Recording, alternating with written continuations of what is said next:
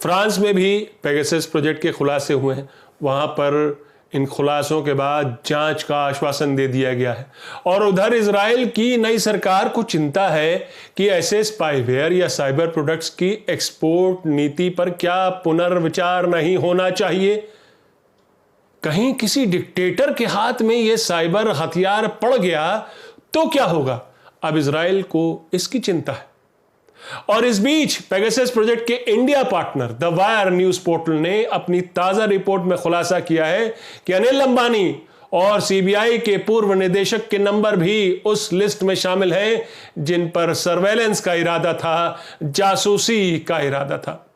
लेकिन पहले यह जान लेना जरूरी है कि आखिर राहुल गांधी ने इस पूरे जासूसी कांड पर यह क्यों कहा कि ये इजरायली स्पाईवेयर का इस्तेमाल आतंकवाद को रोकने के लिए किया जाना चाहिए, मगर मोदी सरकार ने उसका नाजायज इस्तेमाल किया। ये राहुल गांधी की प्रिवेसी का मामला नहीं है। मैं विपक्ष का एक नेता हूं, मैं जनता की आवाज उठाता हूं। ये उस पर आक्रमण है, ये जनता की आवाज पर आक्रमण है। सुप्रीम कोर्ट पे पेगासस का प्रयोग किया गया। राफेल का जो इन्वेस्टिगेशन है उसको रोकने के लिए पेगासस का प्रयोग किया गया। तो नरेंद्र मोदी जी ने इस हथियार को हमारे देश के खिलाफ यूज किया है और इसके लिए सिर्फ एक शब्द है, ट्रीजन। होम मिनिस्टर को इस्तीफा देना चाहिए और judicial inquiry, supreme court inquiry Narendra Modi पे होनी चाहिए, क्योंकि इस पेगासस को का ऑथराइजेशन और कोई कर नहीं सकता है। इस पेगासस का ऑथराइजेशन प्रधानमंत्री और होम मिनिस्टर कर सकते हैं। जैसा कि हम जानते हैं कि इस लिस्ट के ज्यादातर फोन नंबर 2017 से 2019 के बीच डाले गए। अब जो मैं आपको बताने जा रहा, ध्यान से सुनिएगा। प्रधानमंत्री के राष्ट्रीय सुरक्षा सलाहकार अजीत डोभाल से तो हम अच्छी तरह वाकिफ हैं। वो नेशनल सिक्योरिटी काउंसिल सेक्रेटेरिएट के भी प्रमुख हैं। 2017 में मोदी सरकार ने इस सेक्रेटेरिएट का बजट अचानक 10 गुना बढ़ा दिया था। 33 करोड़ से बजट सीधा 333 करोड़ कर दिया था। यह कहानी तब यानी फरवरी 2017 में द हिंदू अखबार में छपी थी और इस रिपोर्ट को करने वाली थी विजेता सिंह, वही विजेता सिंह जिनका नंबर इस जासूसी कांड वाली लिस्ट में भी शामिल है, यानी कि उन पर भी सर्वेलेंस रखा जा रहा था। बाद में द वायर ने भी यही खबर की थी मार्च 2017 में। अब सवाल उठता है कि क्या पेगासस खरीदने के लिए सरकार ने डोभाल की देखरेख वाली संस्था का बजट बढ़ाया? सवाल उठ रहे क्या इसी बजट से इजरायली स्पाईवेयर खरीदा गया? तो क्या डोभाल भी इसी जासूसी कांड की अहम कड़ी है? इसमें हैरानी वाली बात यह है कि साइबर सिक्योरिटी रिसर्च का एक हेड ऑलरेडी है, माइटी उस मंत्रालय के तहत है, उसका अलग बजट है। तब सवाल यह उठता है कि आपने फिर से एक नया हेड इसमें क्यों डाला, cyber security research and development के नाम से, और 30 करोड़ के बजट, 33 करोड़ के बजट को 333 करोड़ रुपए क्यों किया, और वो भी 2017-18 में जब यह जासूसी प्रकरण प्रारंभ हुआ। इसका कारण बताइए कि ये 333 करोड़ आपने क्यों बढ़ाया? लेकिन जब से यह मामला पब्लिक डोमेन में आया है तब से मोदी सरकार बैकफुट पर है। जुमलों, झूठ और प्रोपेगेंडा से अपना किरदार बनाने वाली मोदी सरकार के बारे में दिलचस्प बात एक तो यह है कि उसका झूठ पकड़ा जाता है। उससे भी दिलचस्प बात यह है कि जब जब उसका झूठ पकड़ा जाता है वो और भी तर्कहीन हो जाती है। ऐसा ही स्पाईवेयर जासूसी कांड में हुआ। जासूसी कांड में बुरी तरह घिरी मोदी सरकार की पूरी कोशिश ये है कि मीडिया कंसोर्शियम यानी पेगासस प्रोजेक्ट की छानबीन में लगी मीडिया संस्थाओं को किसी तरह से डिस्क्रेडिट किया जाए, बदनाम किया जाए। इसलिए सरकार की पूरी कोशिश है कि उस पर जो छींटें पड़ रही हैं, उसके दामन पर जो कीचड़ उछाले जा रहे हैं, उसके पहले ही और कीचड़ ये उछाले जाएं, ये साबित कर दो कि ये सब झूठ है, झूठ है, झूठ है। उस सोर्स को ही गलत बता दो जहां से स्टोरी शुरू हुई, यानी एमनेस्टी इंटरनेशनल और पेगासस प्रोजेक्ट को ही बदनाम कर दो। इसलिए मोदी मंत्रियों और फेक न्यूज में माहिर बीजेपी की आईटी सेल ने अफवाह उड़ाई कि वो स्टोरी ही गलत है, फेक न्यूज है, एक निम्न स्तर की पत्रकारिता है। मोदी मंत्री मीनाक्षी लेखी ने दावा किया कि एमनेस्टी इंटरनेशनल ने ही उस खबर का खंडन कर दिया है। मगर बीजेपी की यह खुशी, सरकार की यह खुशी ज्यादा देर नहीं ठहरी, क्योंकि फिर सारी वेबसाइट्स पर एक और हेडलाइन छा गई। शाम होते होते एमनेस्टी इंटरनेशनल ने ही सरकार के इस बयान का जबरदस्त खंडन करते हुए कहा कि वो पूरी तरह से पेगासस प्रोजेक्ट के साथ है, उसके खुलासे के साथ है। क्योंकि पेगासस प्रोजेक्ट को ये रिपोर्ट देने से पहले एमनेस्टी इंटरनेशनल ने खुद इनमें से कई फोन की फॉरेंसिक जांच की थी और कई फोन इस स्पाईवेयर से, पेगासस स्पाईवेयर से इन्फेक्टेड पाए गए थे। इंडिया के जो नंबर मिले हैं उनके फोन की भी फॉरेंसिक जांच हुई थी और 10 से ज्यादा फोन जो है इन्फेक्टेड पाए गए। नमस्कार, मैं हूं आपका न्यूज बाज प्रभात शुंगलू। मेरा आज का सवाल, क्या सरकार को पेगासस जासूसी कांड की जांच सुप्रीम कोर्ट के जज से करानी चाहिए? अपने जवाब हां या ना में जरूर दीजिएगा। उधर संसद के अंदर नए नए आईटी मिनिस्टर बने अश्विनी वैष्णव ने सदन में खड़े होकर 6 मिनट लंबे भाषण में फौरी तौर पर जासूसी कांड से सरकार का बचाव किया कि उसे बदनाम किया जा रहा है। मजेदार बात यह है कि मंत्री जी ने इजरायली कंपनी के हवाले से सदन को जवाब देना उचित समझा। इजरायली कंपनी के हवाले से, एनएसओ ग्रुप के हवाले से।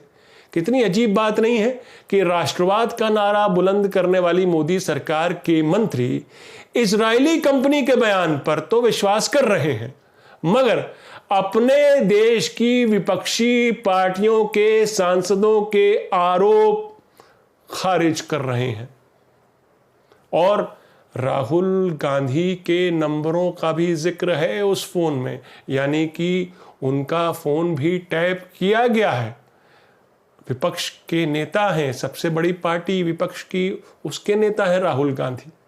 और भी दूसरे नेताओं के फोन, संवैधानिक पदों पर बैठे लोगों के फोन टैप किए गए, जो कि इस लिस्ट में शामिल है। एक पल के लिए मान भी लेते हैं कि सरकार ने किसी भी फोन से कोई कॉम्प्रोमाइज नहीं किया, किसी की जासूसी करने की सरकार की कोई मंशा नहीं थी, लेकिन ये एनएसओ वाली लिस्ट में 300 नंबर के नाम कैसे आए? आखिर एमनेस्टी इंटरनेशनल ने फॉरेंसिक जांच में जो फोन स्पाईवेयर से इन्फेक्ट पाए हैं उनका क्या? तो फिर इन आरोपों की जांच क्यों नहीं करवा रही सरकार? आखिर ये साजिश है तो किसकी साजिश है? किसने किया? ये मान लेते हैं सरकार ने नहीं किया, लेकिन किसी ने तो किया। किसने किया? किसके इशारे पे हुआ ये सारा खेल जासूसी का? क्या सरकार की जिम्मेदारी नहीं कि अगर विदेशी ताकतें देश के सांसदों, मंत्रियों, संवैधानिक पदों पर बैठे लोगों की जासूसी कर रही, तो इस षड्यंत्र का भंडाफोड़ होना चाहिए। सरकार को इस षड्यंत्र का भंडाफोड़ करना चाहिए कि आखिर किसने खरीदा इजराइल से ये स्पाईवेयर? यही सवाल तो राहुल गांधी भी पूछ रहे हैं। अगर हिंदुस्तान की सरकार ने ये नहीं किया तो किसी और सरकार ने किया होगा, जापान की सरकार ने किया होगा, इजराइल की सरकार ने किया होगा, रूस की सरकार ने किया होगा, युगांडा की सरकार ने किया होगा, क्योंकि पेगासस को सिर्फ सरकार को बेचा जा सकता है। तो फिर उसकी इंक्वायरी होनी चाहिए।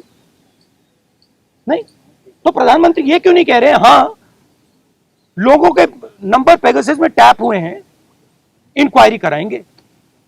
प्रधानमंत्री ये क्यों कह रहे हैं कि हमने नहीं किया? पेगासस प्रोजेक्ट से जुड़ी मीडिया संस्थाओं ने दूसरे देशों को लेकर भी इजरायली कंपनी की फोन जासूसी से संबंधित लिस्ट जारी की। उन देशों में भी बवाल मचा हुआ है। फ्रांस ने इस पूरे मामले की जांच का आश्वासन दिया है। पेगासस रिपोर्ट के मुताबिक उनके भी पत्रकारों पर जासूसी हुई थी। इन खुलासों के बाद इजराइल में पेगासस स्पाईवेयर जैसे साइबर टूल्स के एक्सपोर्ट को लेकर चिंताएं जाहिर की गई हैं। इजराइल के रक्षा मंत्री बेनी गैंट्स ने कहा है कि यह ठीक है कि इजराइल की नीति के मुताबिक ऐसे साइबर प्रोडक्ट को केवल सरकारों को ही जायज इस्तेमाल के लिए बेचा जाता है ताकि अपराध और आतंक की घटनाओं पर लगाम लगाई जा सके। वही बात जो राहुल गांधी कह रहे हैं। लेकिन बेनी गैंट्स ने यह भी कहा कि अब ऐसी डील्स, ऐसे मामलों की डील्स को संसद की स्वीकृति भी दी जानी चाहिए, वो भी मैंडेटरी किया जाना चाहिए। केवल कंपनी और मंत्रालय ही ये डील ना कर लें, संसद की स्वीकृति लें, इजराइल की संसद की। बेनी गैंट्स कह रहे हैं कि हम नहीं चाहते कि ऐसे जासूसी वाले साइबर प्रोडक्ट किसी संभावित डिक्टेटर के हाथ लग जाए। कल देर रात तक इस इंटरनेशनल मीडिया कंसोर्शियम से जुड़े हिंदुस्तान के न्यूज़ पोर्टल द वायर ने नंबरों की एक और लिस्ट जारी करते हुए अपनी ताज़ा स्टोरी फाइल की, जिसमें उद्योगपति अनिल अंबानी और सीबीआई के पूर्व डायरेक्टर आलोक वर्मा और पूर्व स्पेशल डायरेक्टर राकेश अस्थाना के नंबर भी शामिल हैं, जिन पर सर्वेलेंस यानी जासूसी के इरादे थे। अनिल अंबानी का नाम 2018 में इस लिस्ट में शामिल हुआ है। इस रिपोर्ट के मुताबिक, अगर आपको याद हो, यही टाइम था जब फ्रेंच लड़ाकू विमान राफेल की खरीद को लेकर विवाद बढ़ चुका था, मामला सुप्रीम कोर्ट पहुंच चुका था। अनिल अंबानी की कंपनी का फ्रेंच कंपनी दसॉ से टाई-अप को लेकर भी कई सवाल खड़े किए जा रहे थे और ये विवाद के केंद्र में था। द वायर ने खुलासा किया कि दसॉ एविएशन के भारत में नुमाइंदे वेंकट राव पोसीना का नंबर भी इस लिस्ट में शामिल था। यानी कयास यही लगाए जा रहे कि चूंकि स्पाईवेयर का इस्तेमाल सरकार कर रही थी, इसलिए इस लिस्ट में जो नंबर शामिल किए गए वो सरकार के इशारे पर ही किए गए होंगे, चूंकि पेगासस अपना ये साइबर स्पाईवेयर केवल सरकार या सरकारी एजेंसियों को ही बेचता है। उसी तरह आलोक वर्मा और राकेश अस्थाना को लेकर सीबीआई में जो खींचतान चल रही थी, उसके बाद ही इनके नंबर भी संभावित लिस्ट में शामिल किए गए, जिस लिस्ट का डेटाबेस एमनेस्टी इंटरनेशनल ने इजरायली एनएसओ ग्रुप से निकलवाया, जो पेगासस स्पाईवेयर बनाता है।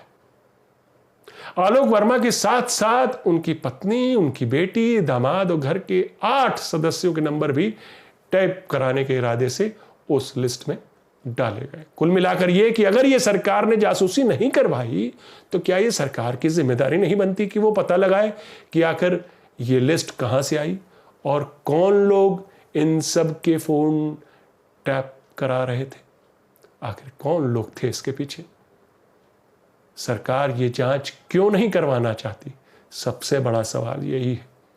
इसलिए मेरा आज का सवाल है, क्या सरकार को पेगासस जासूसी कांड की जांच सुप्रीम कोर्ट के जज से करानी चाहिए? अपने जवाब हाँ या ना में जरूर दीजिएगा। तो ये थी आज की न्यूज़बाजी। फिर मिलेंगे एक नई न्यूज़बाजी के साथ। तब तक के लिए नमस्कार।